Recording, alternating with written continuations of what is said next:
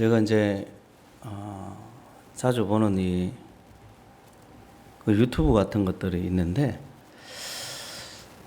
그 중에 하나 이제 책 읽는 사자라는 유튜브가 있어요. 기독교 유튜브 치고는 꽤 큽니다. 꽤 크는데 그래도 한 서너 달에 한 번 정도는 봐요. 보는데 뭐 아주 굉장한 제목이 있길래 무슨 소린지 한번 들어가서 봤어요. 봤더니 별 이야기 아니에요. 제가 보기엔 그래요. 본인은 아주 뭐 굉장한 이야기처럼 이렇게 이런 거 꼭 봐야 된다. 이거 아주 굉장한 사실이다. 라고 이야기를 하는데 뭐 우리 교회에서는 어떻게 보면 수요예배 금요 기도에만 그냥 꾸준히 나와도 자연스럽게 아는 사실, 은사와 열매 관계에 대해서 쭉 이야기를 하는데 우리 교회 성도들 좀 예배 잘 참석하시는 분들은 의문이 하나도 없죠. 은사와 열매 같은 거 의문이 없을 거예요. 그걸 아주 막 굉장하듯이 이렇게 새로운 사실을 안 것처럼 이야기를 하더라고요. 그래서 내가 보다가 뭐 그럴 수 있겠다. 그런 생각을 하게 되었어요. 그런 것들이 해결이 안 되면 성령의 은사, 뭐 성령의 열매 많이 이야기들 하는데 이것을 깊게 생각하고 혹은 성경을 따라서 이렇게 연구해 보지 않으면 늘 평생 동안 헷갈립니다. 헷갈려요. 그런데 이 설명을 한번 들으면 간단한 거라 그냥 마음이 그냥 싹 옵니다. 그래서 구분이 돼가지고 별로 헷갈리질 않아요. 왜 그런가 하면 설명을 듣는 것과 안 듣는 것과의 차이점이 뭐냐면 이 설명을 해줄 때 이제 제가 하는 설명이죠. 설명을 해줄 때 성경적으로 논리적으로 정확하게 설명을 해줘요. 그렇기 때문에 한 번만 들어도 본인이 평상시에 생각해 본 사람은 그렇구나 하고 다음에 설명을 안 들어도 상관이 없어요. 본인이 그런 문제에 대해서 좀 생각을 해봤기 때문에 이 해답을 딱 얻게 되면 다음에 헷갈리질 않아요. 그래서 교회는 보면 굉장히 이성적이고 논리적인 이야기를 합니다. 세상 사람들이 겪어보지 못한 성령의 역사, 뭐 창조 이런 것들도 논리적이고 이성적으로 설명을 해줘요. 그렇기 때문에 기독교가 2000년, 6000년 이래 동안 지속이 되는 겁니다. 그래서 이 논리라는 말을 할 때 이 사전적인 의미는 이 생각이나 추리를 이끌어가는 그 과정이나 원리를 이야기를 하는데 이런 것들이 누구에게나 다 비슷비슷합니다. 납득이 돼요. 그러니까 인구가 70억의 인구가 있다면 70억 명이 이 논리나 이 사고의 어떤 전개 과정에 대해서 그 논리라고 불리는 것에 대해서 이 공감을 합니다. 그 말은 뭐냐면 절대적인 진리가 있다는 거고 이 말은 하나님이 계시다는 이야기입니다. 이게 하나님이 계시다는 걸 이야기를 해요.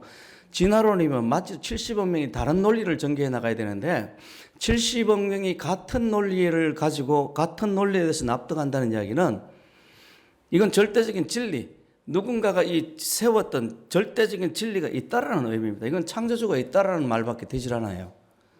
아주 간단한 논정입니다. 어쨌든 이런 뭐 사전적인 의미가 아니라도 논리라는 말을 많이 사용하기 때문에 두서가 없고 원인과 결과가 없는 그런 말들을 하면 논리가 없다라고 그러죠.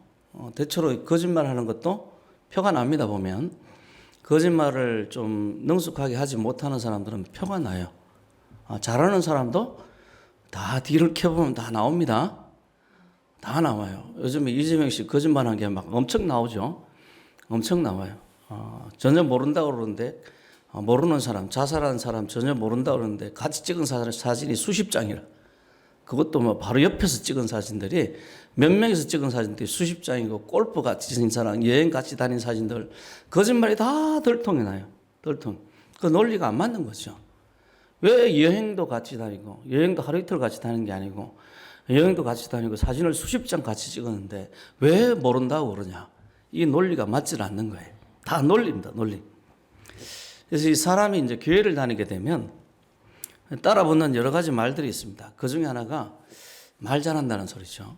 여러분들 그런 소리 들으셨습니까? 교회 다니면 말을 잘한다. 말을 잘한다. 입만 막.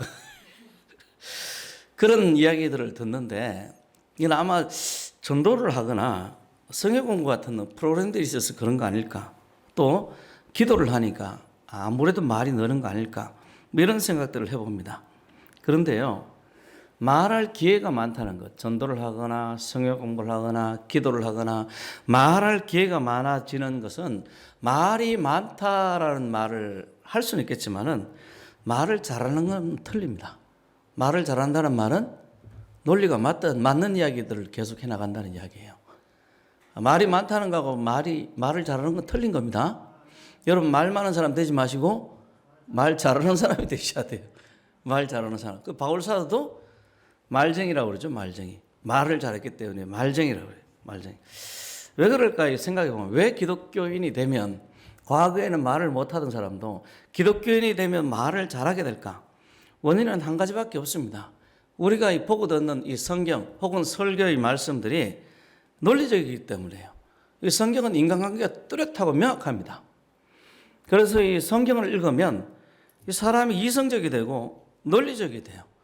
사람들은 대부분 이성적이지 않습니다. 진화론을 믿는 것도 이성적이질 않아요. 제가 보기엔 전혀 이성적이질 않아요. 제가 옛날에 처음에 진화론을 배울 때 영돌이 형성을 배웠어요. 그 뭐냐면 기린이 저렇게 목이 긴 까닭은 뭐 때문에 목이 길어요? 저 높은 곳에 있는 열매를 자꾸 따먹으려고 하기 때문에. 그럼 나도 높은 곳에 있는 열매를 손으로 안 따고 막 입으로 따면 목이 길어지겠네요. 제가 목이 짧잖아요. 목이 막 이렇게 하면 길어집니까? 그럼 내 자식도 태어나서 막 이렇게 하면 내 자식이 목이 길어집니까? 그렇지 않죠. 그렇지 않아요. 그래서 그런 것들이 잘못되니까 또 진화론이 말 바꾸기를 또 시도합니다. 또 해도 안 되니까 말 바꾸기를 또 시도해요. 지금 현재 우리가 믿고 있는, 우리가 알고 있는 진화론은 수십 번, 수백 번 말 바꾸기 해서 지금 있는 진화론입니다. 그냥 갑자기 현대의 진화론이 있는 게 아니라 수십 번, 수백 번 그 진화론이 출현하고 나서 계속해서 말 바꾸기 해서 지금 있는 것이 진화론이에요. 그 말은 뭐냐면 진화론이 진리가 아니라는 이야기입니다. 아니라는 이야기. 아주 간단한 논리입니다. 간단한 논리. 그래서 성경은 그것과 달리 지금 이 성경 연수가 6,000년이고 성경이 기록된 연수만 따지자면 3,500년, 약 4,000년가량입니다. 3,500년, 4,000년 동안 사람들이 이 성경을 보고 들으고 믿으면서 그대로 전수가 되었어요. 그리고 변하지 않습니다. 그 말은 뭐냐면 이 성경 말씀이 진리라는 이야기예요. 수많은 사람들이, 저도 이 성경 처음 볼 때 의심스러운 눈길로 봤어요. 이거 성경에서 어떻게든 꼬투리를 찾아볼까 해서 성경을 읽었습니다. 저만 그렇겠습니까? 수많은 사람들이 그런 시각을 가지고 성경을 읽고 나중에는 성경을 믿고 예수를 구주로 영접하게 되었어요. 그 말은 뭐냐면 성경이 진리라는 이야기예요. 이 교회마다 그래서 신앙의 어떤 특성들이 차이가 있지만은 성경을 중요하게 여기는 교회일수록 더욱더 이런 특징이 강해집니다. 우리 교회는 성경을 귀하게 여깁니다. 여러분, 그래도 제가 전하는 말씀 들을 때도 성경으로 만나 늘 살펴보라고 그러죠. 제가 이 전하는 말씀이 성경에 만나 살펴보라고 이야기를 합니다. 그래서 이 성경을 자주 보게 되면 성경에 내재되어 있는 그 논리에 적응을 하거나 익숙해지기 때문에 이 성경을 읽는 사람이 이성적이 되고 논리적으로 됩니다. 그래서 이 신앙생활을 잘하는 사람들을 하나님께서 신비한 방법으로 축복하시기도 하지만 신앙생활을 잘하면 똑똑해집니다.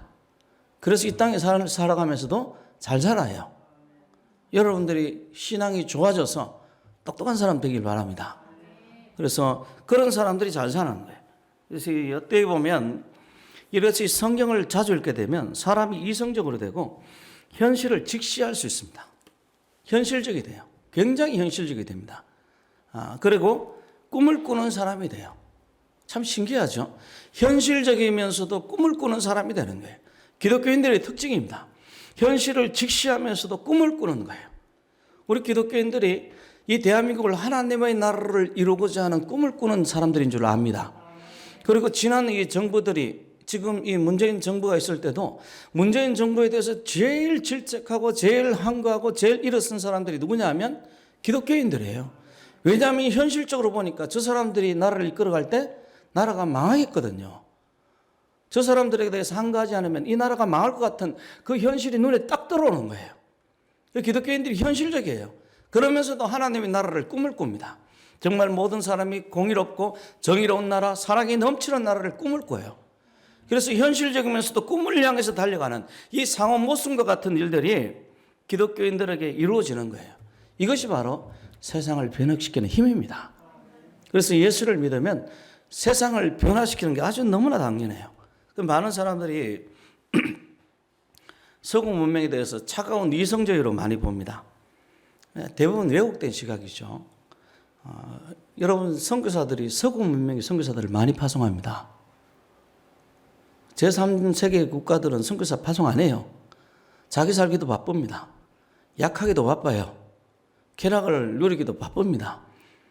대부분 다른 자선하는 사람들은 서구 문명을 가진 사람들이에요. 그리고 서구 문명은 기독교 문명 위에 서 있습니다. 성경의 문명 위에 서 있는 거예요. 아주 굉장히 잘못된 시각이죠. 서구 문명을 차가운 이성주의로 보는 것은. 그래서 서구 사회가 기독교를 받아들이고 성경을 자신들의 교본으로 받아들임으로써 일어나는 그런 현상들이에요. 현상들. 이성주의는 필연적인 형상들입니다. 성경을 자주 읽다 보면 성경에 나오는 말씀들이 얼마나 현실적이고 얼마나 전통사회를 파괴하는 파괴력이 있는지 모릅니다. 우리나라도 이 성경을 통해서 파괴된 게 양반 신분제죠. 신분제. 그래서 우리가 해방되기 전에 이미 그리고 이 조선이 끝나기 전에 예수가 들어오기 전에 이미 예수를 믿은 사람들은 신분제를 파괴하기 시작했어요. 여자들은 이름을 갖기 시작했습니다. 옛날 여자들은 이름이 없었잖아요. 뭐 개똥이 엄마, 그죠? 또 천안에서 살다 왔으면 천안 댁. 여자들은 이름이 없었어요. 그런데 기독교가 들어오면서부터 이름을 찾아주기 시작한 거예요. 신분제가 파괴되기 시작한 겁니다. 기독교는 하나님을 거역하는 모든 전통사회를 무너뜨립니다. 그리고 기독교가 지금까지 무너지게 하는 것이 뭐냐면 제사제도입니다. 제사제도. 제사는 여러분 귀신들을 초청하는 거예요. 인간을 멸망시키는 귀신들을 초청하는 게 뭐라고요? 제사입니다. 제사. 이건 제가 하는 이야기가 아니에요. 수많은 언사자들, 귀신을 경험한 사람들 무당이 특히 하는 이야기입니다. 무당들이 특히 그 소리를 해요. 자기를 멸망시키는 귀신들을 초청하는 게 뭐냐? 제사입니다. 제사. 그 제사날이 되면 영안이 열렸는 무당이라든지 이 목회자들을 보면 저는 귀신을 잘 못 봤어요. 못 봤는데 그런 사람들이 보면 막 시커먼 귀신들이 수백 마리가 이 제사 지내는데 막 사람들 안에 들었다 나왔다 이런다는 거예요. 사람 절하는데 절하고 제사 조상에게 절한다고 그러는 사람 들었다 나왔다. 근데 그런 사람들이 이렇게 찾아보면 그 제사 할아버지 제사면 할아버지 영혼이 있냐 하면 눈 씻고 찾아봐도 할아버지 영혼은 없다는 거예요. 할아버지 흉내내는 귀신이 있다는 거예요. 그 귀신 섬기면 반드시 망합니다. 무당이 잘 못 살듯이 반드시 제사 드리는 나라, 제사 드리는 가정은 망합니다. 그런데 이 기독교가 들어와서 이 제사제도를 무너뜨리기 시작한 거예요. 지금도 현재 전쟁 중입니다. 우리 교인들은 제사를 지내지 않길 바랍니다. 오직 주님만 섬기길 바랍니다.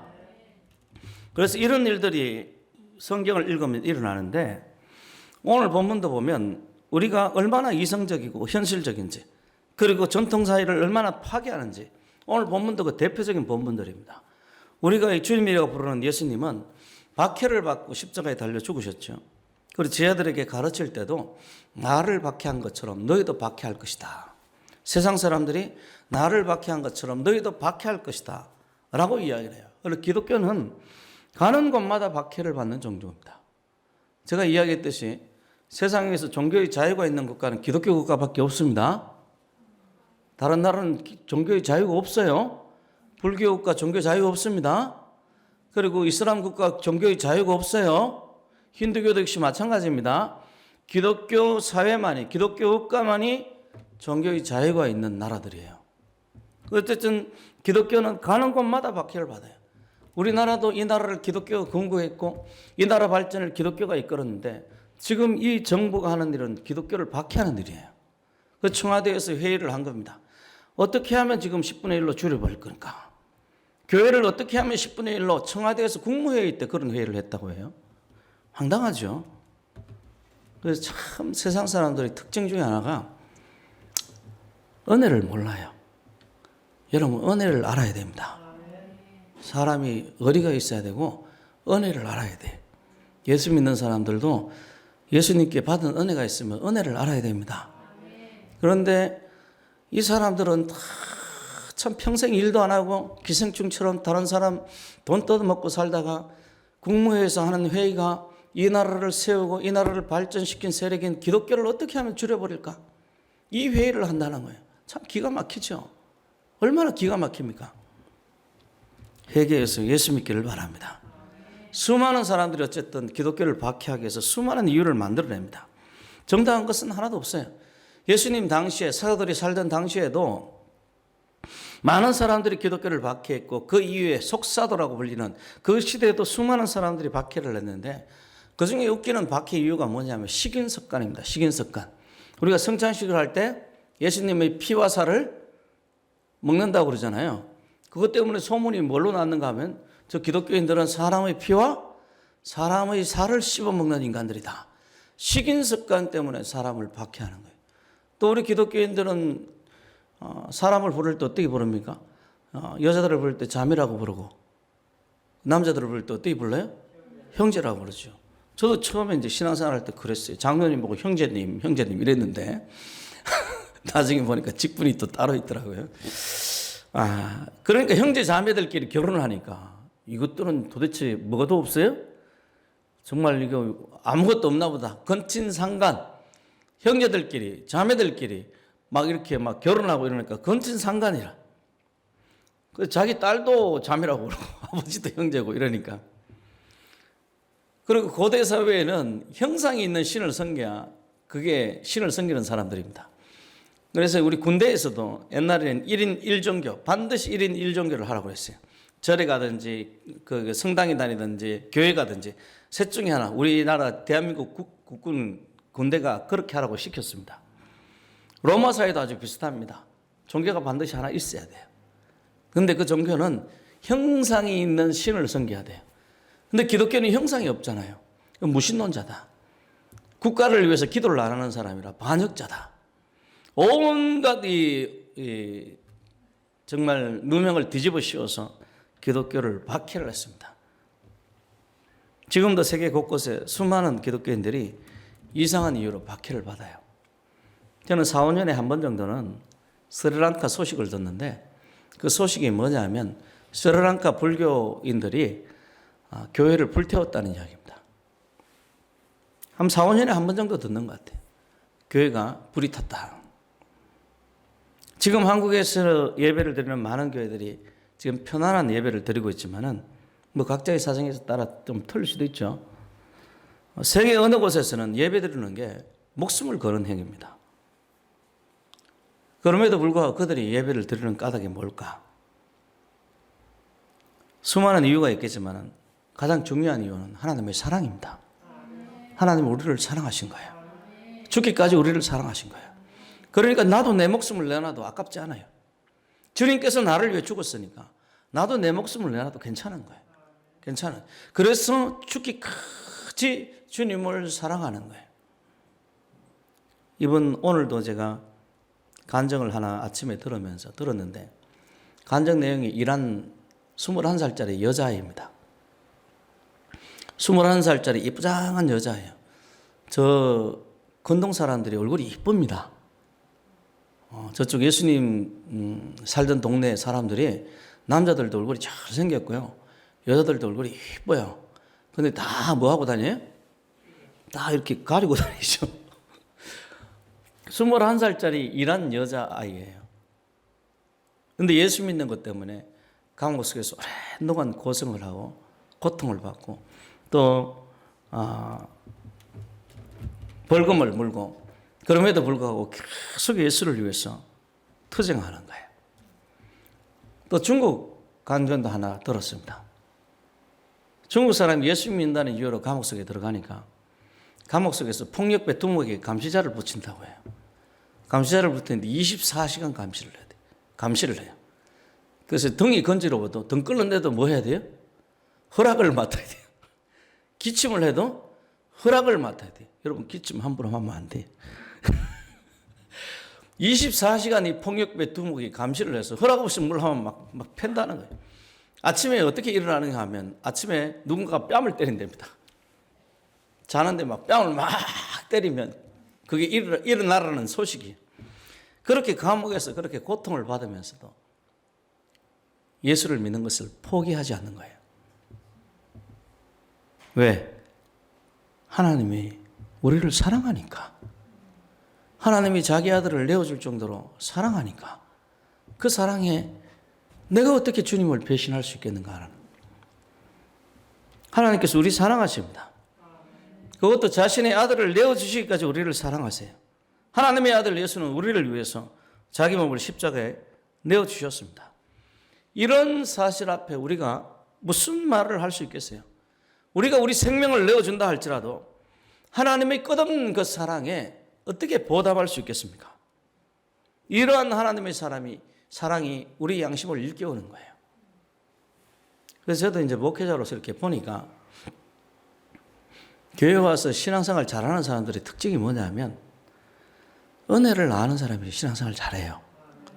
신세지기 싫어하고요. 남에게 이만큼 받으면 이만큼 갚으려는 사람들 있잖아요. 그런 사람들이 신앙생활을 잘 하더라고요, 보니까. 그런 사람들이 예수의 사랑을 알게 되면 자신의 전 인생을 주님 앞에 드리고 싶어 하더라고요. 그런데 남 덩쳐먹는 사람들 있잖아요.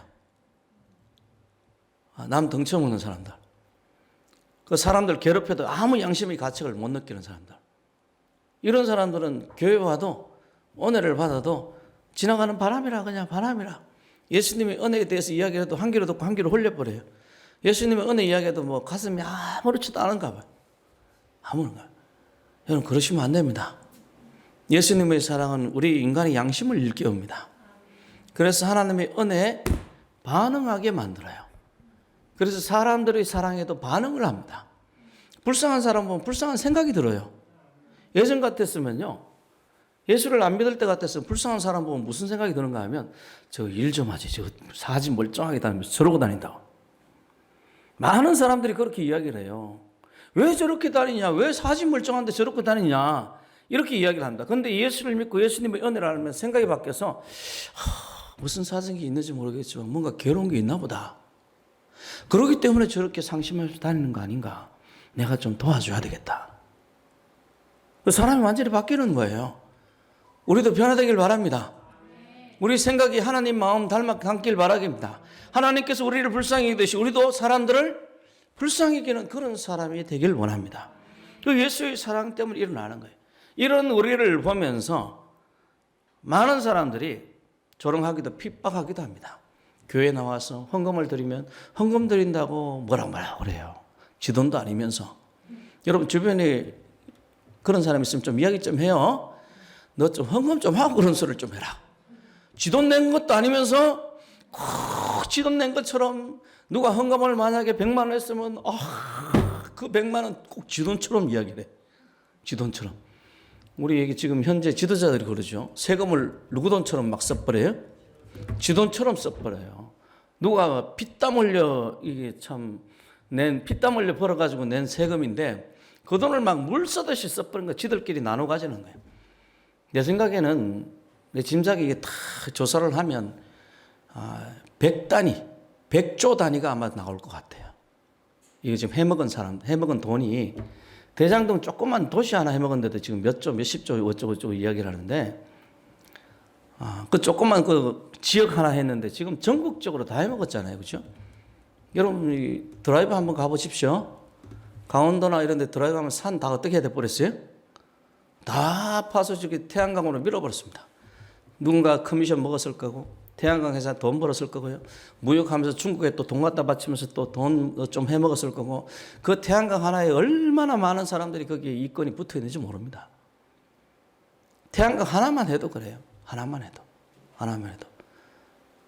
그러니까 이 나라가 망가질 수밖에 없어요. 이 나라가 살려면 예수님의 은혜 받은 사람들이 많이 나타나야 됩니다. 예수님의 은혜로 양심이 깨어난 사람들이 많이 나타나야 돼요.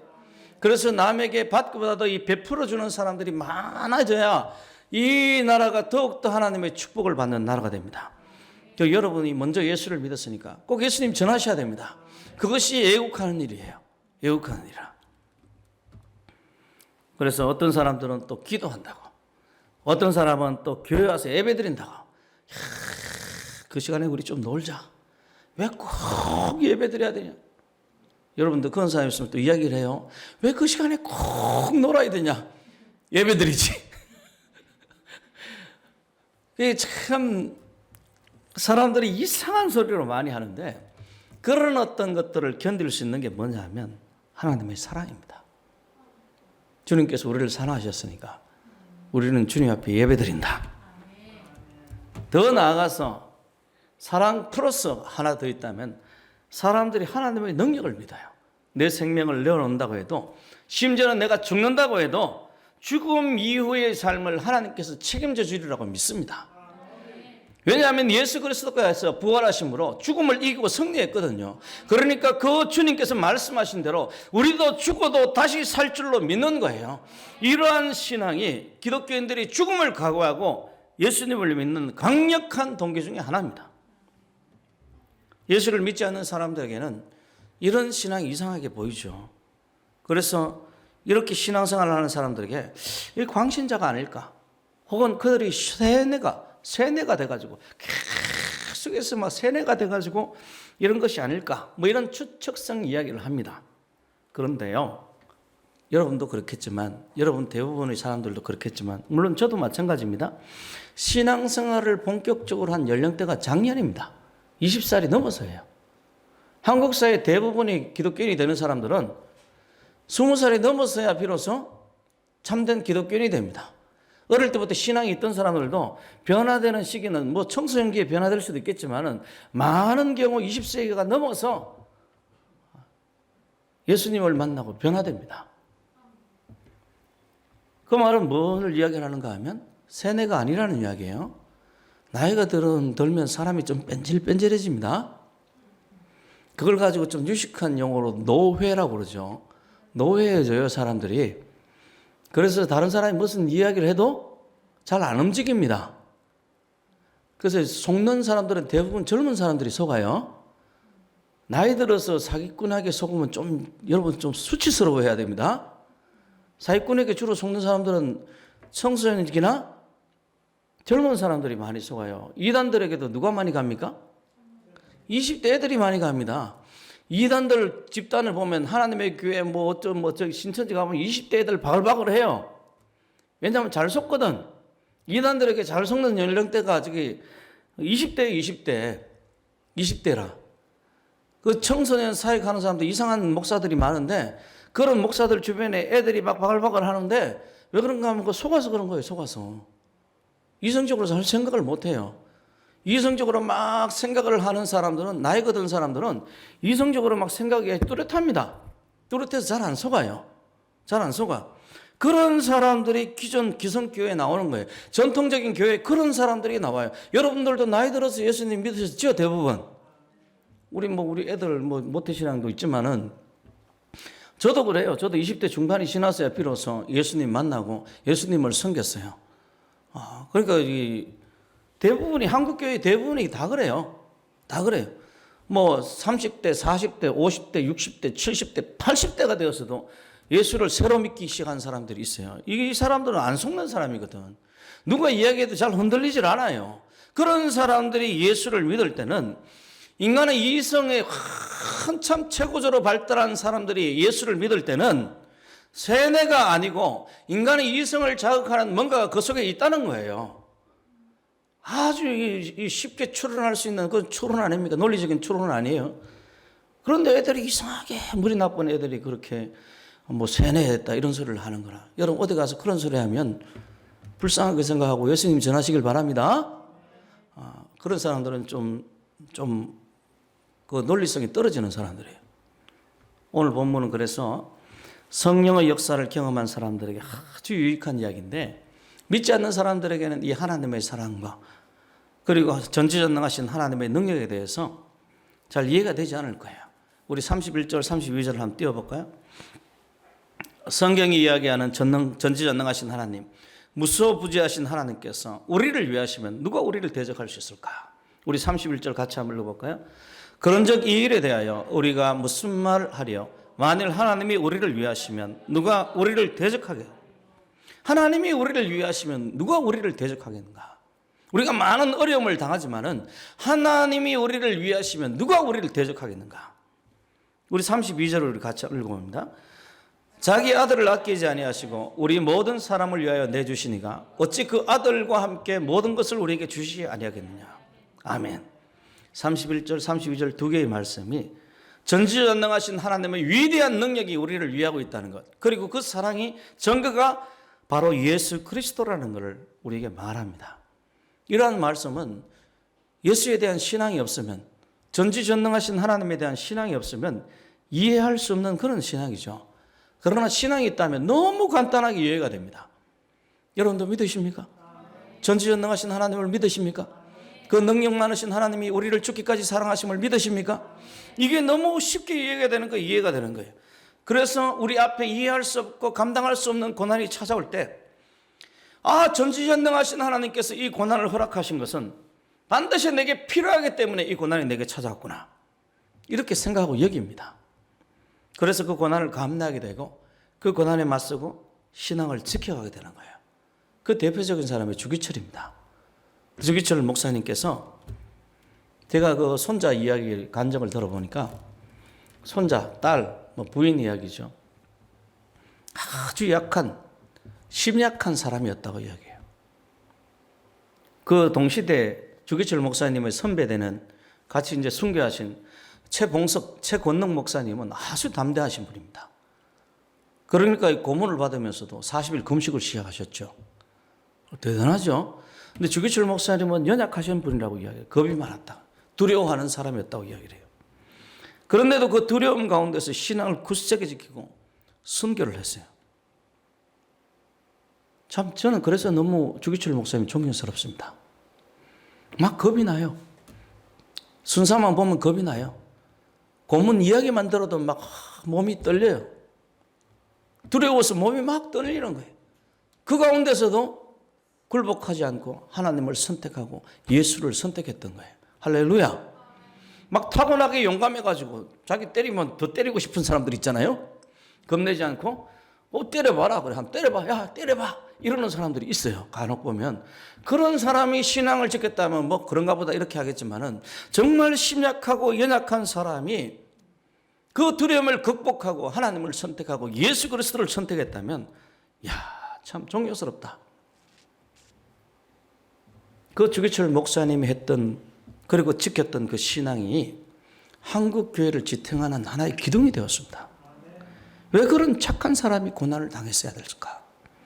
아마 그 당시에 주기철 목사님 옆에 있던 수많은 신자들과 가족들, 옆에 있던 많은 사람들이 그런 의문을 가졌을 거예요. 왜 이런 주기철 목사님 같이 착한 사람이 이런 고난을 당해야 됐을까? 그 당시에는 이해할 수 없었지만은 하나님께서 주기철 목사의 순교, 죽음을 이 민족 교회를 세우는 데 사용해 주셨습니다. 그래서 주기철이라는 이름은 지금 이 순간에도 한국 교회를 지탱하는 하나의 기둥입니다. 많은 사람들이 본받고자 하는 사람이 누구냐면 주기철 목사예요. 많은 선교사들이 선교를, 죽음을 각오하면서 선교사를 나갈 때 생각하는 이름 중에 한 사람이 누구냐면 주기철이라는 이름이에요.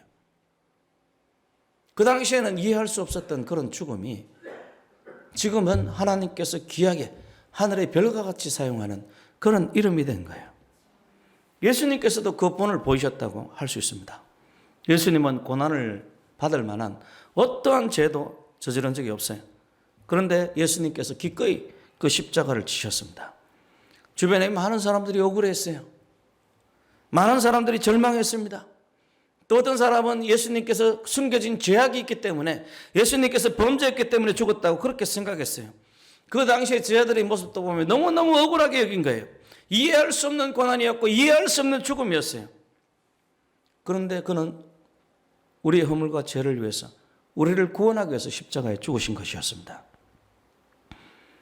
이사야서 53장 8절 9절에는 다음과 같은 내용이 있습니다.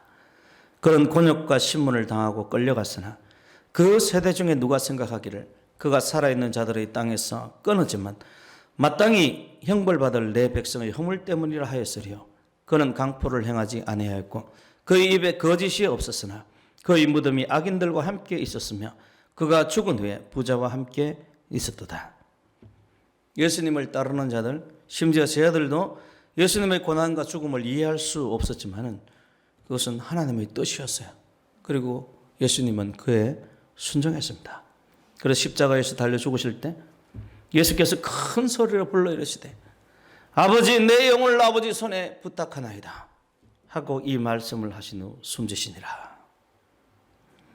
그래서 바울은 다음과 같이 고백합니다. 우리 38절 39절 같이 한번 읽어볼까요? 같이 읽습니다. 시작.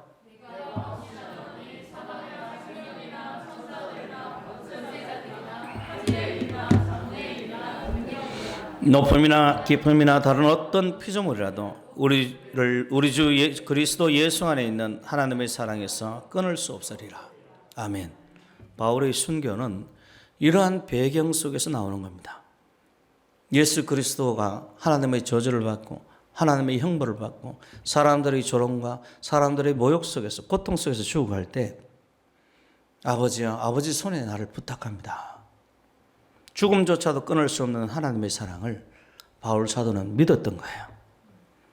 크게 두 가지 이유였습니다. 아까 읽었던 31절, 32절 말씀입니다. 그런즉 이 일에 대하여 우리가 무슨 말 하리요? 만일 하나님이 우리를 위하시면 누가 우리를 대적하리요? 자기 아들을 아끼지 아니하시고 우리 모든 사람을 위하여 내주시니가 어찌 그 아들과 함께 모든 것을 우리에게 주시지 아니하겠느냐? 첫째는 하나님의 능력에 대한 신뢰였고 둘째는 하나님의 사랑이었어요. 그리고 그 사랑은 당신의 아들 예수를 우리에게 십자가에서 내어주는 것으로 증명이 되었습니다. 여러분, 기독교는 증명이 되는 종교입니다. 아들을 내어주실 정도로 우리를 사랑하신다면 다른 어떤 은사들도 우리에게, 어떤 선물들도 우리에게, 다른 어떤 사랑의 증거들도 우리에게 보여주시지 않겠는가? 이게 바울의 논리였어요. 맞습니까? 아주 논리적이에요. 합당하고 설득력이 있는 말이죠. 그리고 그 사랑은 어떤 것으로도 끊을 수 없는 사랑이에요. 왜냐하면 하나님께서 가장 위대하시고 하나님께서 가장 능력이 많으시기 때문에, 하나님보다 앞서는 것이 없기 때문에, 하나님을 이길 수 있는 것이 없기 때문에 그 어떤 것으로 우리에 대한 하나님의 사랑을 끊을 수가 없는 것이었어요. 이것이 바울이 가진 생각이었습니다. 그래서 믿음은 이성에서 나옵니다. 하나님을 만난 어떤 증거에서 나오기도 하지만은 믿음은 이런 논리에서 나오는 거예요. 논리에서. 저도 이 병고침이라든지 이런 거에 대해서 여러분들에게 그런 이야기를 합니다. 여러분에게 묻죠. 하나님 창조를 믿으십니까? 흙에서 우리 인생을 만드셨음을 믿으십니까? 우리를 창조하신 분이 왜 병을 고칠 수 없다고 생각하십니까? 그거 논리적이 아니에요? 논리적이 아니죠. 비이성적이죠. 그건 미친 겁니다. 하나님이 우리를 창조하시면 우리 병도 어떻게 할 수 있어요? 고칠 수 있어요. 무에서 유를 우리를 창조하시고 우리를 흙에서 우리 인생을 창조하셨다면 우리를 다 갈아가지고 다시 흙으로 만들어가지고 다시 우리를 만들 수 있어요. 이러신 분이 우리의 질병을 못 고친다는 게 말이 됩니까? 문제는 하나님께서 고칠 마음이 있느냐 없느냐지. 그죠? 고칠 마음이 있느냐 없느냐지. 그리고 또 하나 문제가 있다면 그건 하나님 편에서 문제고 우리 편에서 문제는 내가 그걸 믿느냐 안 믿느냐의 문제죠. 하나님께서 그런 일을 하실 수 있는 것은 너무나 당연한 거예요. 그래서 바울의 이 논리도 어떤 시련 속에서도 자신의 신앙을 지킬 수 있는 근거가 된 겁니다. 인간에게 지, 정, 의가 있다고 이야기하죠. 지는 아는 거고 정은 이 감정적인 것, 의는 의지적인 요소죠. 우리가 가진 신앙도 마찬가지예요. 우리가 가진 신앙은 허공을 치는 것 같이 공허한 게 아닙니다. 이단이 왜 이단입니까? 쓸데없는 소리 하니까 그래요. 허망한 소리를 하니까 그래요. 그래서 그 이단에 젊은 애들이 빠져들어가는 겁니다. 젊은 애들은 뭘 좋아하는가 하면 막 기분에 치우치고 감정에 치우치고 공허한 것을 쫓아다니니까 젊은 애들이 그래서 빠져들어가는 거예요. 그러나 성경은 그렇게 이야기하지 않습니다. 감정적으로 기강된 것도 아니고요. 차가운 이성에 기반한 것도 아니고 막무가내 식의 신앙도 아닙니다. 우리 신앙은 지정의를 골고루 가진 그런 신앙이에요. 우리에게는 주께서 우리를 사랑하시듯이 주님을 향한 간절한 사랑이 있습니다. 주님께서 우리를 기뻐하시듯이 주님을 사랑하며 기뻐하는 즐거움이 있어요. 누군가가 왜 예수님을 믿느냐고 물어볼 때 우리는 분명히 근거가 있어요. 주님께서 우리를 사랑하셨으니까 우리도 뭐 하는 거예요? 사랑하는 거예요. 주님께서 우리를 구원하시고 십자가에 죽었으니까 예수를 믿으면 구원받으니까 당연히 우리가 예수를 믿는 겁니다. 왜 이 믿음을 포기하지 않는가? 죽음 이후까지도 주님께서 우리 인생을 책임져 주시겠다고 약속해 주셨으니까 그 약속 믿고 죽음이 우리에게 찾아온다 할지라도 이 신앙을 포기하지 않는 거예요. 근거가 분명히 있어요. 근거가. 하나님은 존재하시고 그는 죽기까지 우리를 사랑하셨습니다. 우리 이 신앙의 지식은 바로 그 성경의 지식에 근거하는 겁니다. 우리 주님께서 십자가를 향해서 단호히 들어간 것처럼 우리 신앙도 예배를 드리면서 세상을 향해서 걸어갑니다. 가요. 바로 예수 그리스도를 전하기 위해서죠. 우리가 예배 드리는 이 자체가 전도의 행인 줄 믿습니다. 30절에는 재미있는 내용이 있는데요. 30절 같이 한번 읽어볼까요? 같이 읽습니다.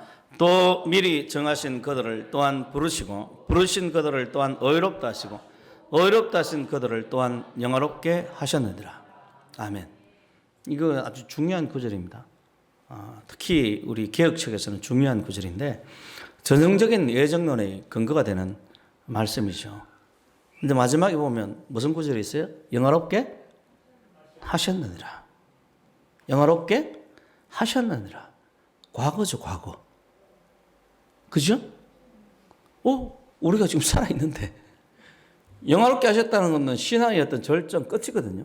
근데 영화롭게 하셨다는 구원의 서정이라고 보통 이 신학적인 용어로 구원의 서정이라고 하는데 제가 서정이라는 용어를 국어사전에 찾아보니까 안 나와요.